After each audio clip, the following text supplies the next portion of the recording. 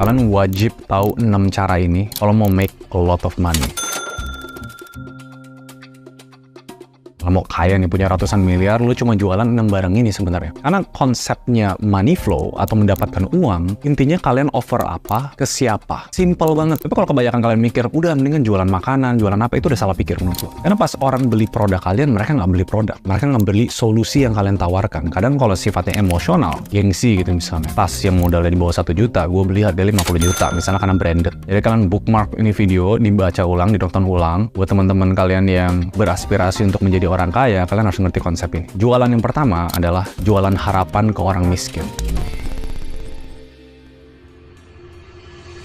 Everyone wants to make money. Mau itu bentuknya kelas, cara untuk cepat kaya. Pokoknya semakin orang miskin dijual harapan, dari modal berapa juta jadi berapa miliar, orang tuh pasti kemakan. Ini salah satu jualan yang paling ampuh, karena di Indonesia itu orang miskin masih banyak. Orang yang kejerat, nggak punya uang, hutang, dan lain-lain. Makanya setiap ada MLM yang kesannya ilegal, atau judol, atau pinjol, mereka tuh kemakan. Kenapa? Soalnya cara mereka nge-ads adalah mereka memberi harapan. Apalagi yang janjiin kayak, lu lihat gue semudah ini udah punya mobil keren, udah bisa cuan gede.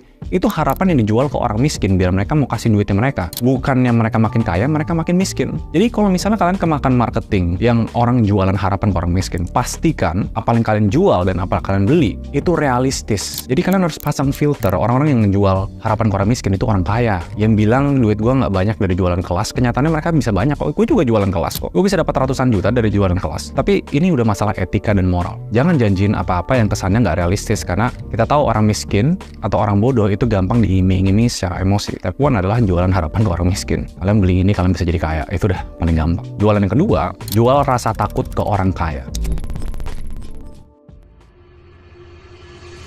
Semakin you have more, semakin banyak aset kalian, semakin takut kehilangan. We have more to lose. Dari bukunya Robert Kiyosaki ya, yang Rich Dad Poor Dad, kunci utama dari orang kaya sama orang miskin adalah gimana cara dia memanage ketakutannya. Orang yang kaya, mereka tuh udah punya satu cap, mereka takut kehilangan uang mereka. Jadi hal-hal yang kalian bisa lakuin, apa yang dijual untuk orang kaya adalah give them more time. Jual jasa, jual produk yang mempermudah hidup mereka, jual kepastian. Kalau misalnya ada yang bilang obligasi untuk orang bodoh, orang kaya tuh banyak yang taruh obligasi. Kenapa? Karena aman. Orang yang masih nyaman soal deposito dan lain-lain, kalian lihat itu orang kaya loh, orang-orang yang miskin itu bisa taruh yang lebih YOLO karena semakan emosi. Rich people always have their way. Dan ngomong tentang ngejaga uang atau mengakumulasi kekayaan, itu harus ngelakuin diversifikasi aset. Yang ketiga, jual hawa nafsu ke laki-laki.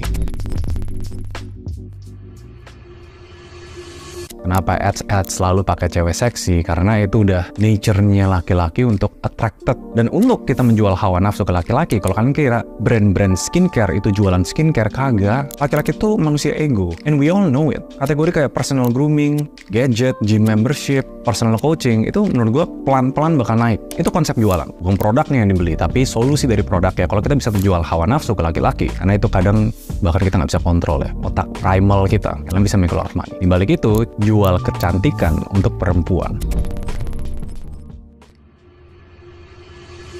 Karena kita tahu laki-laki itu ego dan dia tertarik dengan yang bling-bling. Industri skincare kenapa bisa segede itu? Klinik, pas orang nggak punya duit mereka tetap beli skincare. Karena udah jadi mandatnya, laki-laki mengejar dan perempuan minta dikejar. Analoginya kalau di teori marketing ada namanya outbound sama inbound. Kalau lu mau inbound, lu mau banyak orang yang ngejar lu, pastiin toko lu tuh bagus. Apa yang lu offer tuh bagus. Dan jujur kalau primalnya cowok pengen ngincer cewek, yang ini bisnis dari 4.000 tahun sebelum Masehi, zaman-zaman Mesir loh. Walaupun bentuknya bisa beda-beda, kadang skincare, klinik, filter, ini bisnis yang gak bakal mati. Selama cara manusia, cowok sama cewek sifatnya begitu, ya jual kecantikan untuk wanita itu selalu bakal hidup. Kelima, jual kesehatan untuk orang tua. Kita tuh baru sadar kita butuh kesehatan pas udah tua, pas udah mulai sakit-sakitan. Dan orang tua willing untuk pay premium dari produk-produk kayak suplemen, terapi anti-aging. Lihat aja orang terkaya di dunia, bisa invest jutaan dolar untuk gimana caranya mereka nggak makin tua.